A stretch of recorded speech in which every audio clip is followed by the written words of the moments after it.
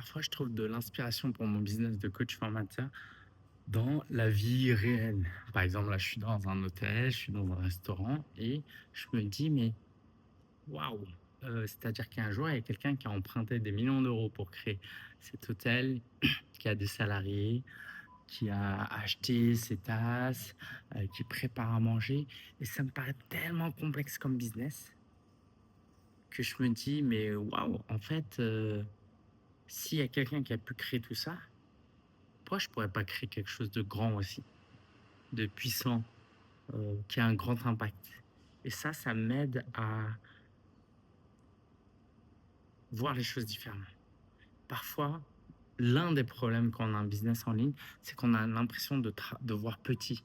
OK, on travaille dans notre chambre, dans notre cuisine, on paye pas, d'argent, on n'a pas besoin de bureau forcément, on n'a pas forcément besoin d'équipe. On peut se lancer en tant qu'entrepreneur. Et le problème de ça, c'est qu'on voit tout en petit et du coup, nos objectifs sont proportionnellement petits.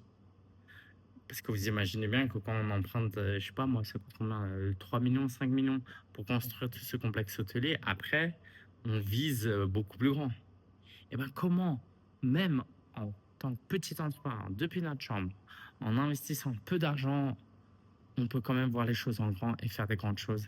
Ça, pour moi, c'est, la clé d'un mindset d'entrepreneur, qui réussit. En tout cas, j'essaye de l'incarner et c'est aussi pour ça que je vais aller aux États-Unis, en Angleterre, à des masterminds, côtoyer d'autres entrepreneurs plus grands, mais que ce soit même en regardant des vidéos YouTube, en lisant des livres ou en allant dans des restaurants, heu, inspirez-vous de ce qu'il y a autour de vous pour vous donner du courage dans le développement de votre business.